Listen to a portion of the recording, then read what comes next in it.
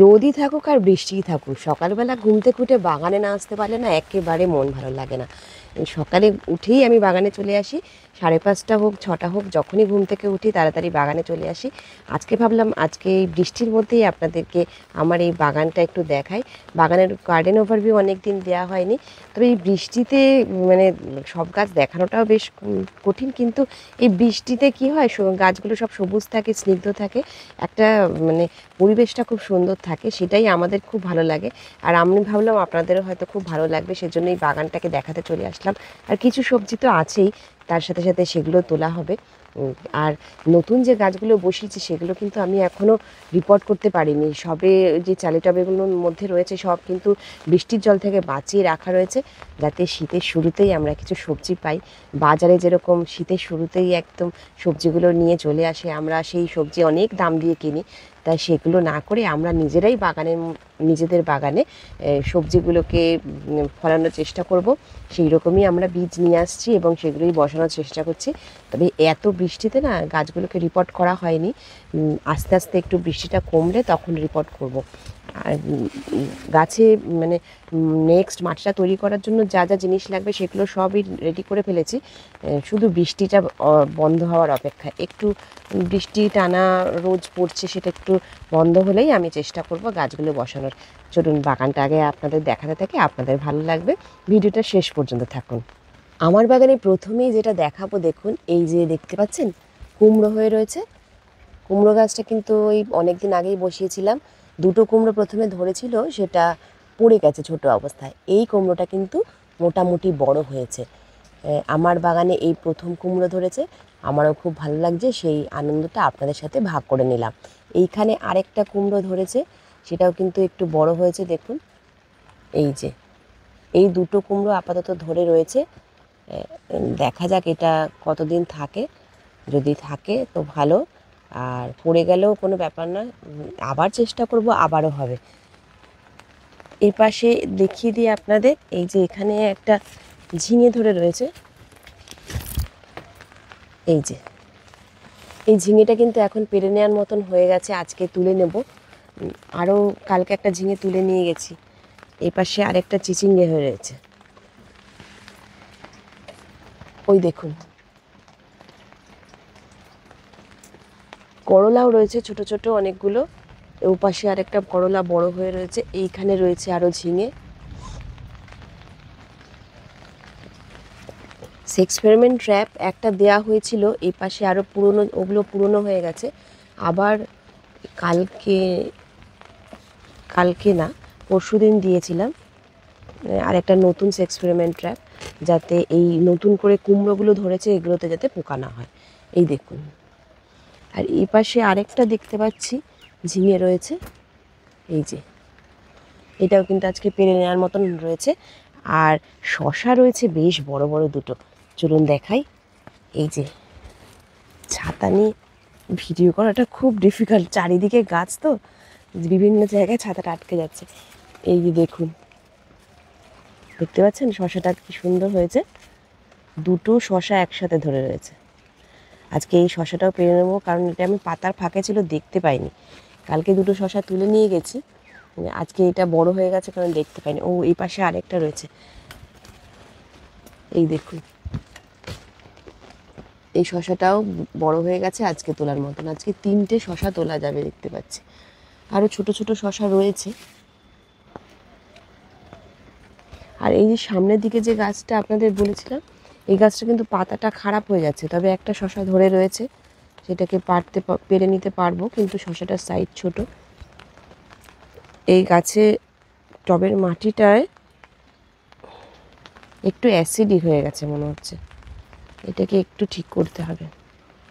গাছটা নতুন কিন্তু পাতাগুলো খারাপ হয়ে যাচ্ছে।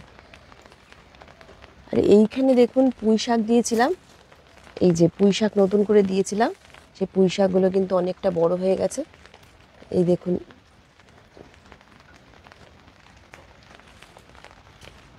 বিনসের গাছগুলো এখনও মোটামুটি ঠিক আছে, দেখা যাক, কিছু গাছ নষ্ট হয়েছে আর কিছু গাছ ঠিক আছে। এই পাশে শিম গাছগুলো বড় হয়ে গেছে, আস্তে আস্তে বড় হচ্ছে। এই দেখুন আমার বাড়িতে পাতিলেবু গাছ দুটো, ফুল আসছে মাঝে মাঝেই, এই যে ফুল, আর মাঝে মাঝেই লেবু ধরছে। এখনও কিন্তু অনেক লেবু ধরে রয়েছে, পাতার ফাঁকে ফাঁকে ছোটো ছোটো করে লেবু ধরে রয়েছে। কুল গাছে কিন্তু ফুল এসছে। আমি আজকে ভাবছি এত বৃষ্টি পড়ছে, একটু ওই কুল গাছে কীটনাশক দিতে হবে। একটু পেস্টিসাইড না দিলে কুলের ফুলগুলো নষ্ট হবে। আগের বছরও নষ্ট হয়েছিল। এখানে দুটো কুল গাছ রয়েছে। এই গাছটা সবে বসিয়েছি গ্রো ব্যাগের মধ্যে। ছোট টবে ছিল, 8 ইঞ্চির একটা টবে ছিল, সেখান থেকে আমি এখন একটা গ্রো ব্যাগে দিয়েছি। আর এইটা তো বড় টবে রয়েছে। কামরাঙা গাছ নিয়ে অনেকে প্রশ্ন করেন, কামরাঙা গাছে কামরাঙা ধরছে না পড়ে যাচ্ছে।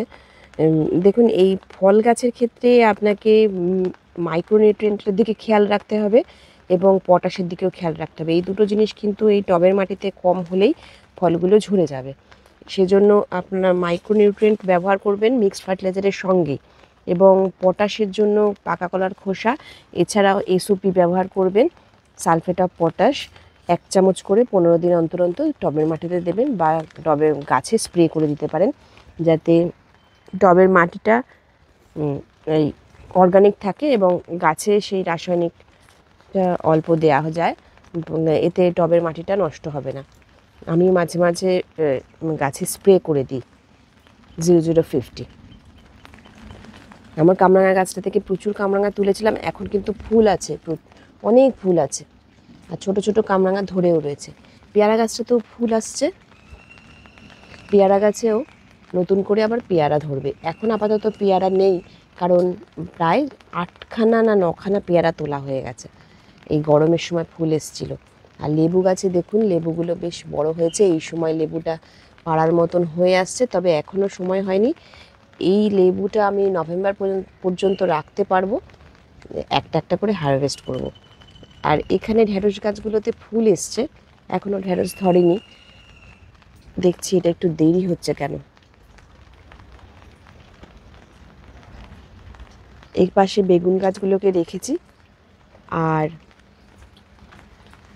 এইখানে দেখুন একটা প্লাস্টিকের শেড দিয়েছি, এইখানে আমি আরও কিছু গাছ রাখবো, কারণ এখানে উপর থেকে খুব জল পড়ে, যাতে গাছগুলো নষ্ট হয়ে যায়।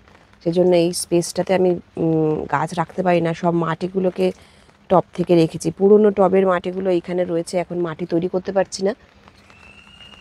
লাউ গাছে এখনও ফুল আসেনি, লাউটা হবে, দেখা যাক। ওই পাশে আরেকটা করলা রয়েছে, সেই করলাটাকে আজকে পেরে নেবো, আর আজকে ঝিঙে আর শশা তুলে নিয়ে যাব। এই দেখুন করলাটা, এই যে পাতার ফাঁকে ফাঁকে হয়ে থাকে, দেখানো যায় না। এবার সামনের দিকে যাই, চলুন। তুলসী গাছগুলো দেখুন কি সুন্দর ঝাঁকড়া হয়েছে, দুটো তুলসী গাছে কিন্তু বেশ ঝাঁকড়া হয়ে গেছে, আর বৃষ্টির জল পেয়ে একেবারে তরতাজা হয়ে গেছে। আর এই তুলসী গাছটা একদম গোল হয়ে গেছে। তুলসী গাছে এই মঞ্জুরিগুলোকে কেটে দিচ্ছি, আর তাতে গাছটা অনেক ব্রাঞ্চ বেরোচ্ছে এবং ঝাঁকড়া হয়ে যাচ্ছে। এই গাছটাও কিন্তু ঝাঁকড়া হয়েছে, তবে মাঝখানে একটু রোদ আর সাথে একদিন দুদিন এরকম শুকিয়ে গেছিলো, তাই পাতাটা একটু লালচে হয়ে গেছে। ছোট টবে রয়েছে তো। সবেদা গাছ থেকে সবেদা সেদিনকে তুলে নিয়ে গেছে একটা, এখন আর সবেদা নেই, এখন ফুল আসছে, ছোট ছোট সবেদা ধরেছে, সেইগুলো রয়েছে। এই যে একদম ছোট ছোট সবেদা ধরে রয়েছে, এবার সবেদা আবার ধরবে, এখন বড় নেই। চলুন এবার এই পাশে যে লাউ গাছটা দেখুন কত বড় হয়ে গেছে।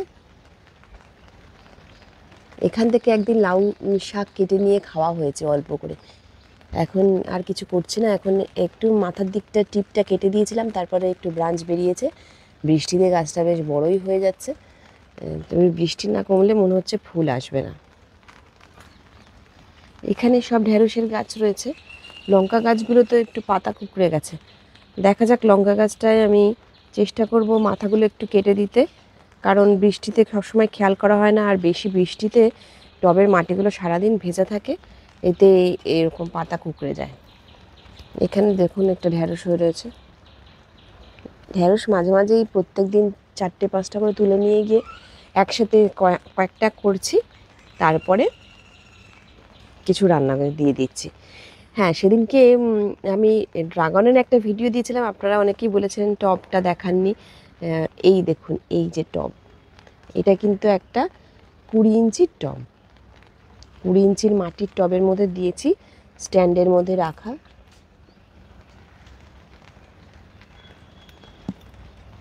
এই যে দুটো করে গাছ দেওয়া আছে। এই গাছটাতে এখনো ফল আসেনি, কারণ এই গাছটা একেবারে নতুন, সবে ডালপালা ছাড়ছে। আর এই গাছটাতে ফল হয়েছিল, 4টে ফল তোলা হলো, একটা ফল এখন রয়েছে। এই দেখুন টবটা, এগুলো সব ওই পিভিসি পাইপের স্ট্যান্ডের মধ্যে রেখেছি, 20 ইঞ্চির মাটির টব।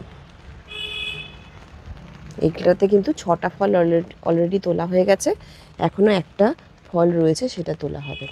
এখানে সব ঢ্যাঁড়সের গাছগুলোতে ঢ্যাঁড়স ধরছে, ফুলও আসছে।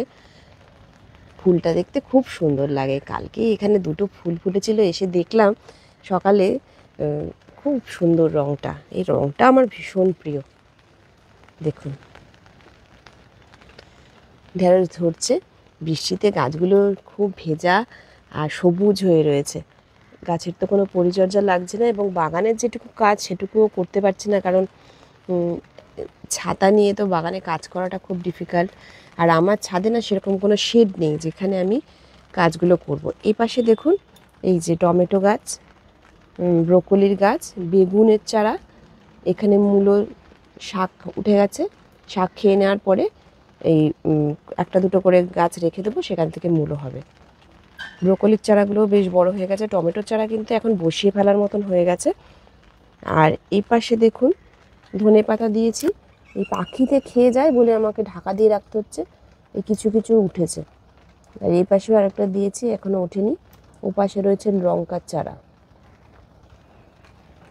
এই ছোট ছোট চারা রয়েছে। এই গাছটাকে ভাবছি রিপোর্ট করব। ছোট টবে রয়েছে, একদম একটা 3 ইঞ্চি টবে, কুড়িতে ভর্তি। দেখুন প্রত্যেকটা ডালে কতটুকু একটা টবের মধ্যে রয়েছে। আর রেইন লিলিতে কয়েকদিন আগেই ফুল হয়ে গেল, এখন আবার ফুলগুলো নেই, কয়েকটা বেশ ফুল হয়ে গেছিলো। এখন এখানে উপরে তুলে দিয়েছি। বৃষ্টিতে মানে ফ্লোরে রাখলে বৃষ্টিতে ভিজছে ঠিকই, কিন্তু টবের নিচে খুব জল জমে থাকছে। এখানে কয়েকটা আমি জবা গাছের কাটিং রেডি করেছি, ছোট টবের মধ্যে রয়েছে। এটা 4 ইঞ্চি টবে, এটা 6 ইঞ্চি টবে রেখেছি, এই লাল জবার যে গাছটা। আর বোগেনভেলিয়াগুলো দেখুন সব অল্প অল্প ফুল ফুটে রয়েছে।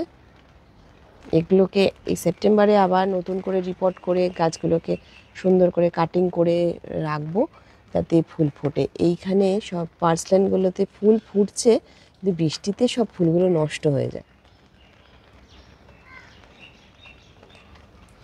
এই পাশে বসিয়েছি আদা গাছ। দাঁড়ান, প্লাস্টিকে এই জায়গাটা ঢেকে গেছে। নতুন করে এখানে একটা আদা গাছ দিয়েছি বড় গ্রো ব্যাগের মধ্যে। এগুলো সব 18 ইঞ্চির গ্রো ব্যাগ। আর এই পাশেও আরেকটা, এটা তো এর আগে দেখিয়েছি আপনাদের, হলুদ গাছ আর আদা গাছ। এটা কিন্তু বেশ বড় হয়ে গেছে, হলুদ গাছটাও অনেকটা বড় হয়েছে, আর আদা গাছটাও কিন্তু মোটামুটি বড় হয়েছে। এখনও পর্যন্ত কোনো সার দিইনি বৃষ্টির মধ্যে। গাছগুলো বৃষ্টি হয়ে যাওয়ার শেষ হওয়ার পরে আমরা চেষ্টা করব একটু মিক্সড ফার্টিলাইজার এতে দিতে, কারণ আগের বছর হলুদ গাছটাতে আমি কোনো সার দিইনি, হলুদের মানে পরিমাপটা একটু কম হয়েছিল। এবার একটু মিক্সড ফার্টিলাইজার দেব। ও হ্যাঁ, এইখানে না কয়েকটা বোগেনভিলিয়ার কাটিং বসিয়েছি, দেখুন সবে পাতা বেরোচ্ছে। এখানে একটা আর এখানে একটা। আমিও আপনাদের দেখিয়ে দেবো বোগেনভিলিয়ার কাটিং কী করে করবেন, মানে আমি কীভাবে করি। বোগেনভিলিয়ার অনেক রকমভাবে কাটিং করা যায়, নার্সারিতে তো সম্পূর্ণ অন্যভাবে গুটি কলম করে বোগেনভিলিয়ার কাটিং করে রেডি করে, কিন্তু আমাদের গুটি কলম করা গাছের উপরে করা হয়নি। আমি ডালটা কেটে নিয়ে সেখান থেকে শিকড় তৈরি করে নিচ্ছি। আর এইখানে দেখুন নিয়ন পোথসটা ঝুলিয়ে দিয়েছি, বৃষ্টির জল পেয়ে একেবারে তরতাজা হয়েছে। এটাতে কিন্তু আমি একটু মিক্সড ফার্টিলাইজার দিয়েছিলাম, আপনাদের দেখিয়েছিলাম তখন একটা শর্ট ভিডিও করে, যে এটাতে একটু 1 চামচ থেকে 2 চামচ মিক্সড ফার্টিলাইজার। একটু সার না দিলে গাছগুলোতে সেই চমকটা আসে না। আমি যেহেতু এনপিকে দিই না খুব একটা, এনপিকে স্প্রে করলে কিন্তু গাছটা ভালো থাকে। মাটিগুলো নষ্ট হয় বলে খুব একটা আমি রাসায়নিক সার দেওয়ার চেষ্টা করি না, একদম গাছ খারাপ হয়ে গেলে তখন দিই। এই শুধু মিক্সড ফার্টিলাইজার আমার যেটা বানানো রয়েছে সেটাই আমি সব গাছে দেওয়ার চেষ্টা করি। এখানে সব বেগুন গাছে আবার নতুন করে ফুল এসছে, সাদা বেগুনের গাছটাতে কিন্তু সবসময় বেগুন ধরে থাকে। এই দেখুন, এই যে এই পাশেও রয়েছে বেগুন। ছাদ বাগানে 4-5টা বেগুন গাছ যদি রেডি করতে পারেন তাহলে কিন্তু বাজার থেকে বেগুন কিনতে হবে না। মোটামুটি আপনাদের যদি 500 স্কোয়ার ফিটের একটা জায়গা থাকে যেখানে রোদ আসে, সেরকম জায়গা বা ব্যালকনি থাকলেও কিন্তু আপনারা সুন্দর সবজি বাগান করতে পারবেন। সবজি গাছের জন্য যে নেটটার দরকার, এরকম একটা নেট লাগিয়ে নিতে হবে। স্ট্রাকচার করতেও পারেন বা অন্যভাবে বাঁশের কিছু ব্যবস্থা করেও করা যায়। আমি এখানে একটা ছোট স্ট্রাকচার করে নিয়েছিলাম লোহার। এই মার্চ মাসে আবার এই নেট খুলে নিয়ে পুরো স্ট্রাকচারটাকে আবার কালার করা হয়েছিল, সেই ভিডিও আপনাদের সাথে শেয়ার করেছি। আর এখন এই যে গাছগুলো হয়েছে, এবার শীতকালে কিন্তু এর ওপর দিয়েই আবার এই গাছগুলোকে শুকিয়ে, মানে গাছগুলোকে কেটে দেবো, শুকিয়ে যাবে, আবার নতুন করে শীতের গাছগুলো দিতে হবে। কারণ করলা গাছটা এখন কয়েকটা করে করলা হচ্ছে, এটা ফেলে দিয়ে আবার নতুন করে করলা গাছ রেডি করব, বসাবো ভাবছি। এই এখনই বর্ষার মধ্যেই গাছগুলো রেডি হয়ে যাবে, আর বর্ষাটা কমলেই আমি গাছগুলোকে বসিয়ে ফেলতে পারবো, সেপ্টেম্বরেই বসাতে পারবো। দেখা যাক। আর নতুন সংযোজন যেটা দেখালাম আপনাদের, কুমড়ো হয়েছে, আপনাদের নিশ্চয়ই ভালো লাগলো। আর আমার কাছ থেকে আপনারা যারা বীজ নিয়েছেন, আপনাদের বাগান কীরকম হয়েছে সেটা কিন্তু আমাকে কমেন্ট করে একটু জানাবেন, তাহলে আমিও বুঝতে পারবো আপনারা কতটা সুন্দর বাগান করতে পারছেন। অনেকেই খুব সুন্দরভাবে সবজির বাগান করেন এবং বাজারে তাদের যেতেই হয় না। আমিও চেষ্টা করছি সেরকমই, কিন্তু ছাদটা যেহেতু ছোট, তাই এত সবজি ফলানোর যে মানে জায়গাটা নেই, সেই স্পেসটা নেই, একটা দুটো করেই প্রত্যেকটা গাছ দিতে হচ্ছে। যদি এই গাছগুলোকে 4-5টা টবে দেওয়া যেত তাহলে কিন্তু বাজারে আর যেতে হতো না একা। আর এই পাশটা পুরো ফল গাছ রেখেছি, এই ধারটাতে লেবু গাছ, কুল গাছ, পেয়ারা গাছ, সেই সব গাছগুলো থাকাতে আমার ওই জায়গাটাতে আমি কোনো সবজির গাছ দিতে পারছি না। আর এই মাঝখানেও অনেক ফল গাছ রয়েছে, দেখুন এইখানে জামরুল গাছ রয়েছে, লেবু গাছ রয়েছে, সব ফল গাছগুলো মাঝখানে রয়েছে। এইখানটা আমার একটু শশা গাছ দেওয়ার ইচ্ছে আছে এবার শীতকালে। দেখা যাক, শীতের বাগান তো নিশ্চয়ই আপনারা দেখবেন পরপর। আর এখানে রয়েছে একটা শিম গাছ, নতুন করে বসিয়েছি, ছোটো টবে ছিল, একটু বড় হয়েছে দেখুন গাছটা, একটা দড়ি দিয়ে বাইয়ে দিয়েছি। এই ছিল আজকের ভিডিও। এখন আমি শশাগুলো তুলে নিই, চলুন, শশাটা তুলে নিলে তো ভালোই লাগবে। ছাতা হাতে নিয়ে কাজ করাটা খুব মুশকিল। এবার বাগানে শশার বীজটা কিন্তু খুব ভালো ছিল, দেখুন কি সুন্দর শশা হচ্ছে।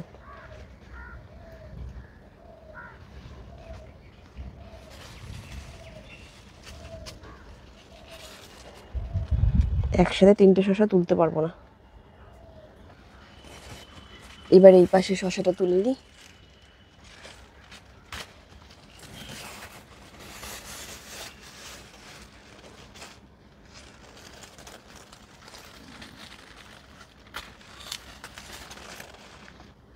এই হলো আজকে 3টে শশার হারভেস্টিং।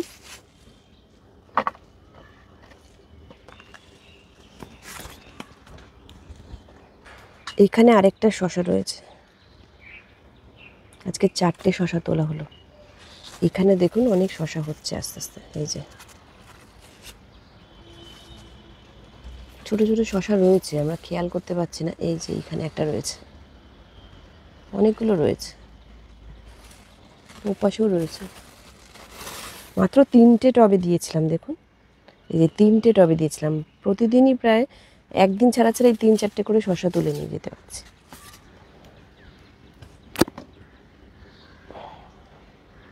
এই পাশে দুটো গামলায় কলমি শাকের গাছ বসানো রয়েছে, এই কলমি শাকগুলো আজকে তুলে নেব। খারাপ হয়ে আসছে, আর ওইদিকে দেখুন খারকোল পাতাগুলো বেশ বড় বড় হয়ে গেছে।